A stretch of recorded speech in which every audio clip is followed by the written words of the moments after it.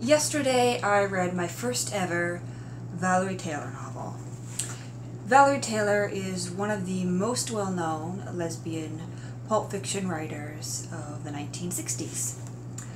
Her novel, Stranger on Lesbos, was published originally in 1960 in paperback format, of course, and it was republished by the feminist press in 2012, which is how I came across this copy online. I'm intending to explore the works of Valerie Taylor, as many as I can get my hands on. I'm of course buying them used because they're not exactly in print anymore. But starting with Stranger on Lesbos, I think I'm off to a solid start. I really enjoyed this novel. It did have some flaws. It's not the best lesbian pulp novel I've ever read, but I did enjoy it. So Stranger on Lesbos is about 1950s housewife Frances, who is feeling lonely and isolated in her life. She feels abandoned and neglected by her husband. She has fallen out of love with him. Her son, Bob, is a teenager now and doesn't really need a mother.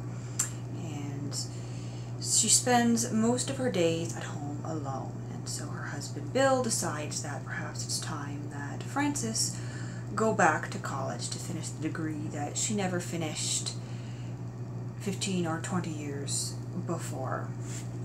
She's somewhere around the age of 35, so unlike some of the other lesbian pulp novels I've read, we have a more mature character. She's not 17 or in her early 20s.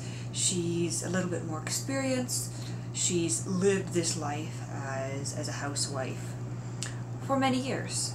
But she goes back to college and quickly meets a woman, a butch lesbian, as she's referred to in this novel, named Bake.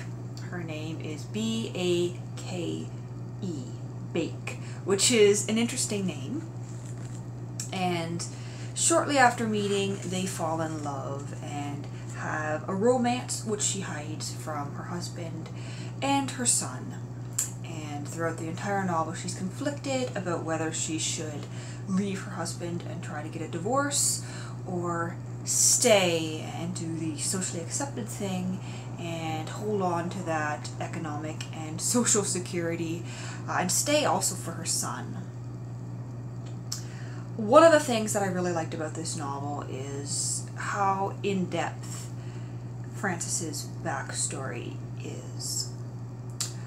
We learn a lot about her childhood, her young adulthood throughout the novel. We find out that she's the daughter of a miner who grew up in poverty in an abusive household. At one point she talks about how when her father didn't have a lot of work and they were out of money, they took the doors off all the rooms inside the house to burn them as firewood. She witnessed a scene between her mother and her father that she would like to forget. But she's very well-rounded in that way, which really makes you as the reader, or at least me as a reader, care about her and admire her and wish the best for her, which is why it's difficult to watch her get tangled up with Bake.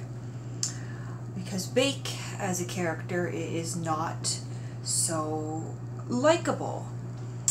Perhaps it's because the way that the narrator portrays her, the way that the author has written her, but Bake, I just don't see the attraction. The relationship between Frances and Bake lacks passion. That's the only way I can describe it. We don't get sexy moments. We don't get passionate moments. We don't get moments where we feel as though these two people are really in love with each other.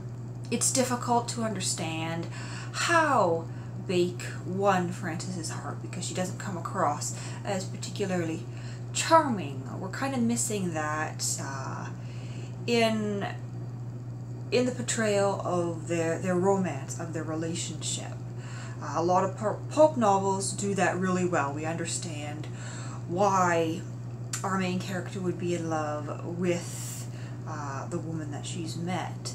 We almost fall in love with the woman she's met ourselves, but no reader who's reading this is falling in love with Bake, and perhaps that's done on purpose due to the ending of this novel. As a lot of the lesbian novels of this era did, this one ends in a sad way. We have Frances leaving Bake and going back to her husband Bill, her rather abusive husband, who very recently has raped her, but she seems to overlook that, and she returns to the economic and social security of her marriage. It's quite understandable, though, knowing her backstory, her history of growing up in poverty, the relationship between her parents. It's easy to see why she would go back to her husband. One of the engaging things about this novel, too, was how real her struggle seemed, how heartbreaking it was, and how much I sympathized with the various struggles in her life. It was a novel about a romance, but even more so it was a novel about struggling with life due to that romance.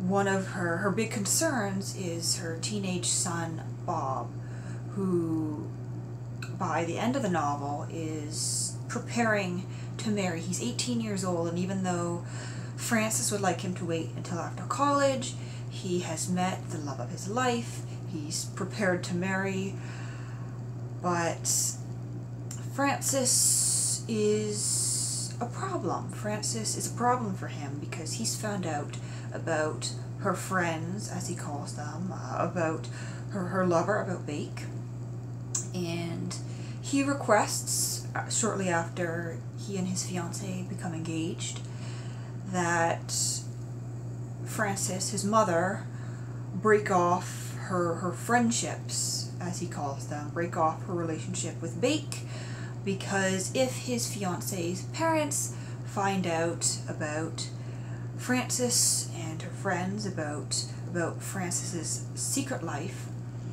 there's a high chance that his fiancée will break the engagement off. And so Frances is torn between her authentic self and the woman she's fallen in love with, and her son Bob, who she feels like she needs to be there for, to take care of, to be socially normal, to allow him to marry, because he won't accept a gay or bisexual mother. As well, she's also struggling with the prospect of taking up a career. Shortly after meeting Bake, she gets a job, and at first she's very excited. She feels like she's supporting herself. She feels liberated. In that sense, this novel combines lesbian rights with women's rights, with feminism.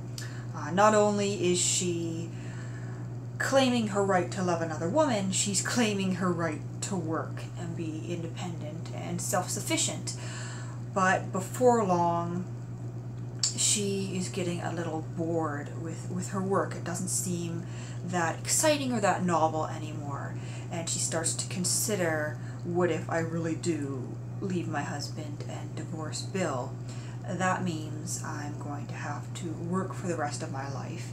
It means I could be economically unstable. It means that I might be alone in my old age. And so she struggles with that as she's thinking about leaving Bill. And then, of course, there's her marriage. In some ways, Bill doesn't seem like that bad of a guy. When she absolutely needs him, he does show up with bail money or whatever. Throughout all this, even though he doesn't say it, we get the sense as the reader that he certainly knows what's going on. He knows about Francis's friends, about his wife's friends. I think at one point he even brings it up in conversation in kind of a subtle offhand way. And yet he doesn't kick her out. He doesn't move forward with divorce proceedings himself. He's ready to take his wife back. But of course Frances herself is no longer in love with Bill. And she doesn't know whether to leave him or to stay, whether to follow her desires and immerse herself completely into the new circle of friends she's found, or to stay in her marriage, in the comfortable thing, in the stable thing. That's pretty much all I have to say about this book. I really did enjoy it. If it sounds interesting, I hope that you'll check it out.